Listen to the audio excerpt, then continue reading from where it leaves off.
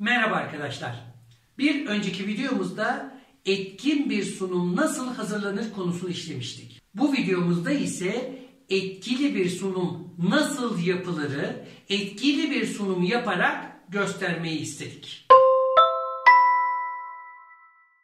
İlk ve önemli noktalardan bir tanesi katılımcılar kim?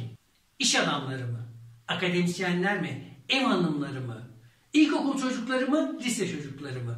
Bu sunumu biz kim için yapıyoruz? Katılımcılar akademisyense daha çok bilimsel içerik olmalı. Ev hanımları ise onların neye ihtiyacı varsa onu içermeli.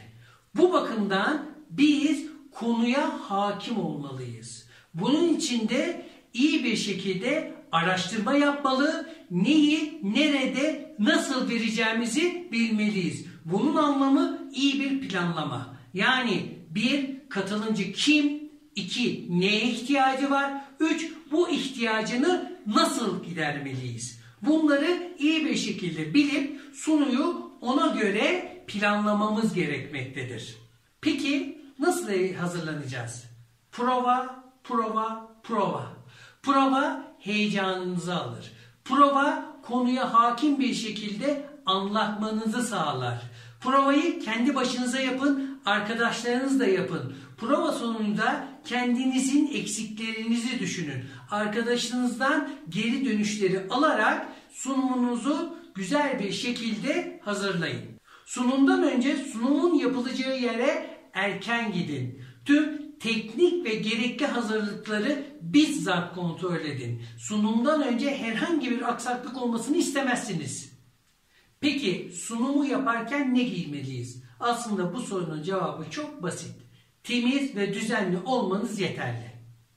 Bu anlattıklarımız sunumdan önce yapmanız gereken şeyler. Şimdi sunumda neler yapmanız gerekiyor? Gelin bir de ona bakalım. Sunuya başlarken sıcak bir giriş yapın. Küçük bir anekdot, bir hikaye, küçük bir espri yaparak izleyicinin dikkatini kendi üzerinize toplayın. Olayı sohbet havasındaymış gibi değerlendirin. Monotonluktan kaçının.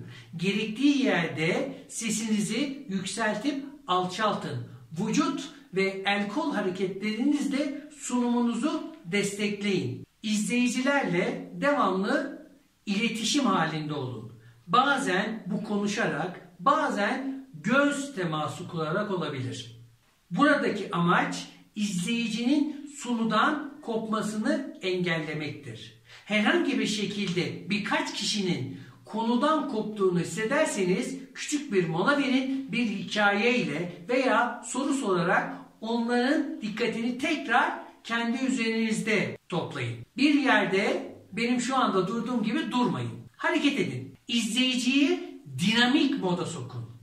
Önemli noktalardan bir tanesi de seyirciye sırtınızı dönüp sunuyu okumayın. Sununun buradaki tek amacı takıldığınız veya hatırlamaya çalıştığınız bir noktada size yardımcı olmak. Onun sizin rolünüzü çalarak sunuda yıldız olmasına izin vermeyin. Unutmayın, buradaki asıl unsur sizsiniz. Bazen zamanın nasıl geçtiğini anlamazsınız. Bu gibi durumlarda bazı slaytları atlamanız gerekir. Slaytları atlarken dikkat etmeniz gereken nokta konu bütünlüğüne özen göstermenizdir. Bir başka durumda soru sormak. Bazı seyirciler sunu esnasında soru sorabilir. Eğer cevapları anlattığınız slaytlardan sonra gelecek slaytlarda ise bunu belirtin. Değilse bu soruları cevaplandırın. Cevaplandırmadığınız her soruyu soran izleyiciyle beraber onun yanındaki birkaç izleyicinin sunudan kopmasına neden olur. Buna izin vermemeniz gerekiyor. Peki sunumdan sonra neler yapmanız gerekiyor? Hemen izleyicinin arasına katılın.